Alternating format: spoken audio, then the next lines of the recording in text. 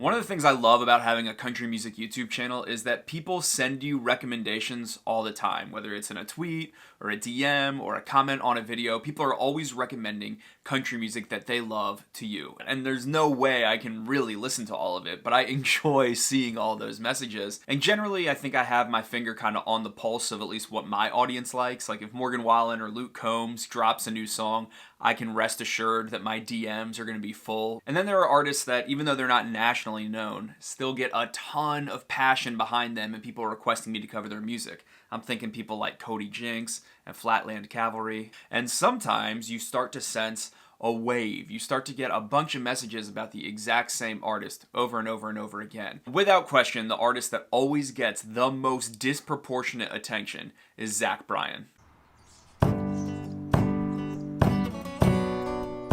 If you've not heard of Zach Bryan, you've really missed out on a fascinating phenomenon that has occurred in the last year. Zach is a full-time Navy ordnanceman who started posting some of his songs online last year, and they all went viral, or at least viral among Americana indie country listeners. But he had a song called Condemned that got really popular on Twitter. I'm condemned, no, my heart is on the mend. Nobody gives a damn about me. That led to him posting more of these videos, putting them up on YouTube, and eventually recording an album called Deann, named after his late mother, that became a sort of cult favorite. Was Deann a perfectly polished record? Was it a tight collection of hooks and melody? No, and that wasn't the point of it. There's always been something homespun and charming and intense and just real and visceral about Zach Bryan's music and his presentation and his story, and people are investing in that with not much regard for whether or not this sounds like something that could ever be mainstream or played on the radio. What was captured on Deann and what's captured in all of Zach's videos is not some portrait of composure.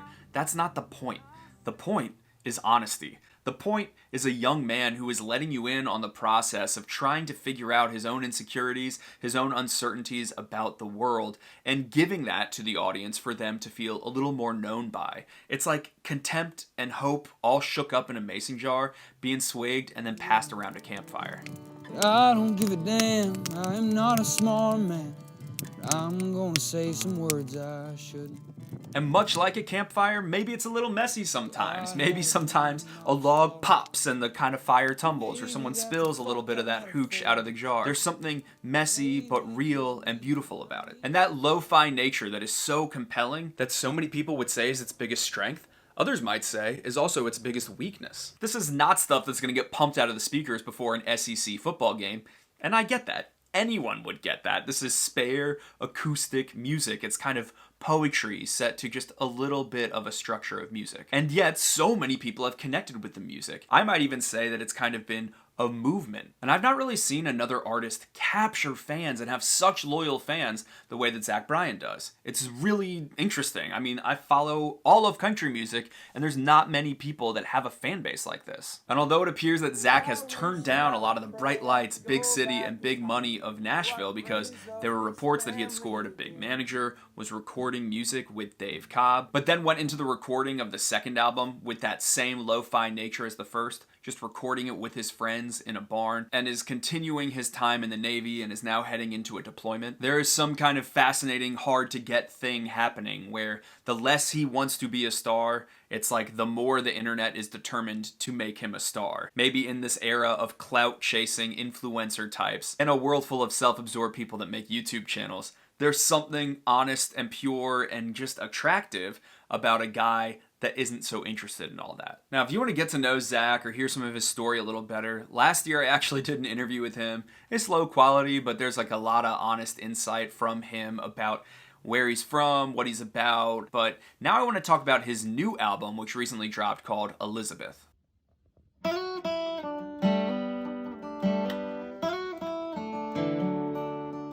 Going into Elisabeth, I was so interested to see what it would sound like, because a ton of people, self-included, compared Deann to Purgatory by Tyler Childers. And there are a lot of people that just say Zach Bryan is ripping off Tyler Childers, and I don't think so. It's not like Tyler Childers invented intense acoustic music either. But yeah, you can definitely hear the influence, and good. We all love Purgatory, right? As we've seen, Tyler Childers followed Purgatory with Country Squire, a way more produced, way more sonically accessible album for the mainstream. That did not happen with Elisabeth. Elisabeth is just like Deann, if not even produced in a little bit more lo-fi of a way.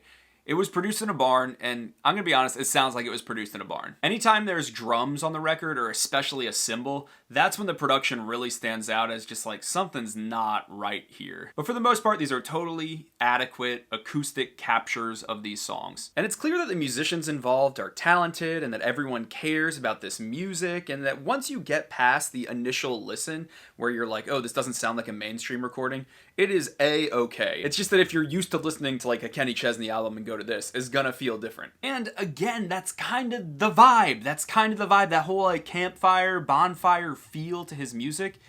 It kind of works in this setting, and maybe that's just me going in with a positive attitude because, wouldn't it be nice if every artist that was like, oh man, the bad production is kind of works in their favor. But it kind of does with Zach, and he's got the credibility to prove that. I mean, all of his videos are kind of low production. But I mean, I just finished listening to American Aquarium's new record, Lamentations, and you hear something produced by Shooter Jennings, and you hear this lush steel solo, and you hear these incredible outros on all the songs that are so thoughtfully conceived. And that's not how Elisabeth works, That is an art form, and I don't want to disrespect it, and I think that is going to be where, if Zach Bryan makes music for the long haul, where ultimately he would grow to. But this is the sound right now, and I think that's fine for right now because music's not the career. He's got a full-time job. He's about to go get deployed. Other than the sound, the other main criticism I had if I was looking at this as a traditional record is just, it's too freaking long. There's too many songs. Like, I went on a walk in the cold at like midnight when I first listened to this record, and I will say that is the ideal setting to listen to this record. But I walked like 3 miles and the record was still not done. It's an hour and 4 minutes long. And the general sound of a lot of these songs is pretty similar. We're generally dealing in the same chords, the same types of lyrical cadences, and the same kind of ballad that builds into a more driving mid-tempo song feel. But like I've already said, I think this record was less about being a composition that makes perfect sense and more about kind of getting these songs out into the world in official capacity. The songs themselves, the words of these songs, are where this all shines and where the magic of this album is. Boy like you with your faded tattoos, raspy voice and a shitty attitude. Zach Bryan is a dude that's freaking hard on himself.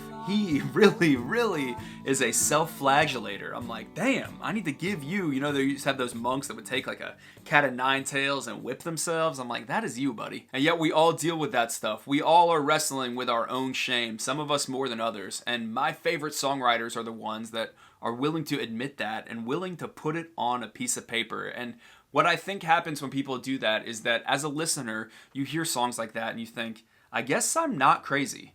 And I think that's a gift. Feeling known, feeling like your insanity is not so insane or not so unique, there's something really humanizing and communal about that. And I get the sense that Zach Bryan knows that and that matters to him. I mean, the very first song on this album, there is sequencing put into it, is called Come As You Are. He says, come as you are, however broken. Zach's a dude that cares about the boys all over this record. And he says, I don't mind sharing my sweet depression with them.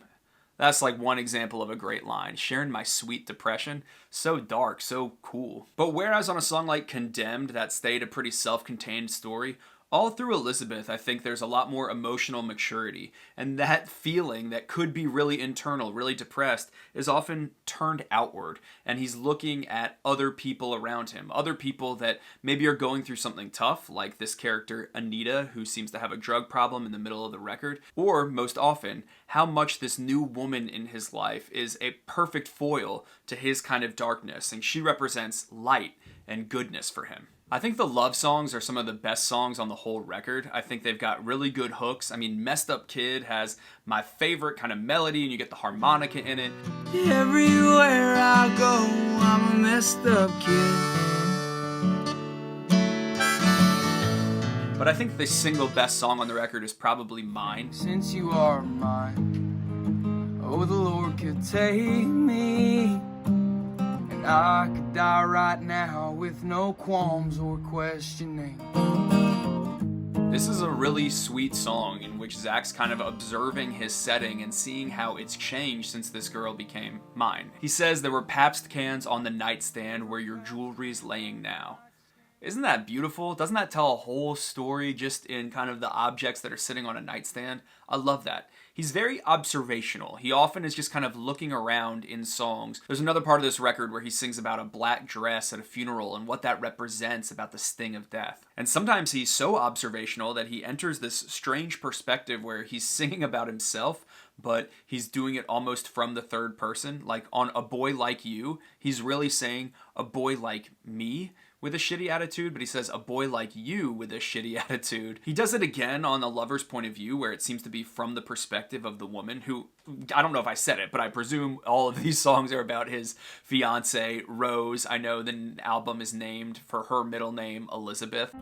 'Cause from where I'm standing, you got a long climb ahead, and I will wipe the vomit when you cannot lift your head. On that song, it definitely feels like he's singing to himself, that it's someone else's perspective. Are you going to be a good man to me or die the way your mother died? Clearly, this is about him, but he's saying you. And so it's very interesting. I love that. There's also moments of extreme outbursts of emotion on this album, and some of them are fascinating. Like the song Loom, he's asking all these questions about how does he tell this girl that he's supposed to be with her when she's with someone else.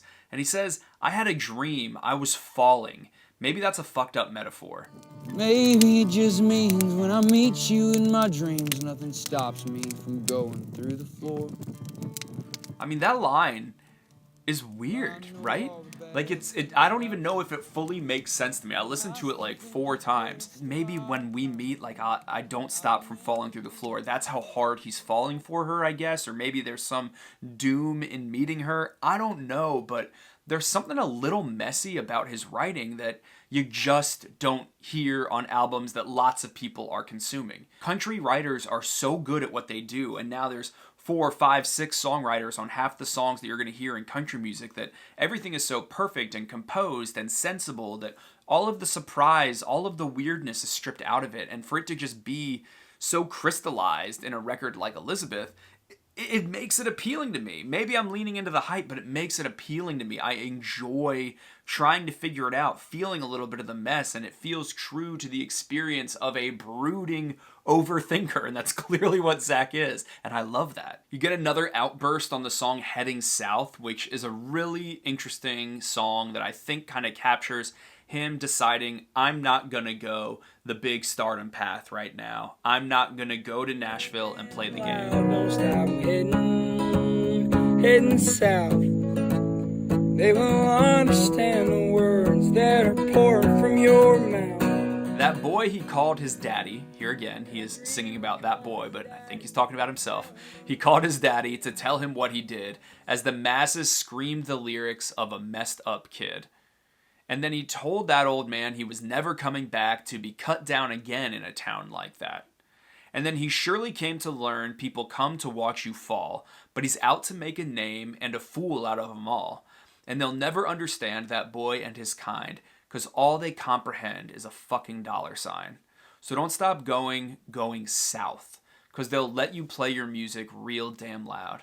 Don't stop heading south, because they will understand the words that are pouring from your mouth. Here's what I take that to mean. I take it to mean he went to Nashville. He went to a town like that. And he knows that people care about money there, and that wasn't true to him. And so he's like, I'm leaving, and I'm not coming back, and I'm heading south. And I don't know if that means like where he was stationed in Florida, or maybe it means more like the Texas red dirt scene, or maybe it just means away from there and it was a catchy lyric. In any case, it seems to me that this is kind of the moment of rejection of a life that I don't want. And instead, this is how I'm going to choose to make my music. In a barn, with crappy drum sounds, and the friends that I care about, that matters more to me. And even though everyone is saying, hey man, go take this path, this is what you're meant to do, you're meant to be a star, he's kind of rejecting it and saying, no, I trust myself more. I think I personally relate to it. I think as I look at my own journey here on YouTube, there is every instinct in me and from everyone around me to say, go to Nashville. I don't think that would help me. I don't think I'm the right person to do that. I kind of like being this dude in my room in Virginia, and it's not hurting me, right? In fact, everything's working really well like this. The crowds are here for me, and so I don't want to do that. I think there's just a part of me that really relates to a song like this, and to just kind of the way he is going about his career. Even if the songs get a little repetitive, if it feels slow, if the production's not up to snuff, there are moments of magic in this album, and it's so charming. It's so completely charming and different, and I love seeing someone lean into it. And selfishly, I would love Zach Bryan to become a star. I would love to, 15 years from now, be treating his album like I do an American Aquarium album or an Avett Brothers album, and I want to have felt the evolution of his sound and his production, but I'm happy for him to do what he's wanting right now. He's young. He's just starting out. He's put out 2 albums in this year.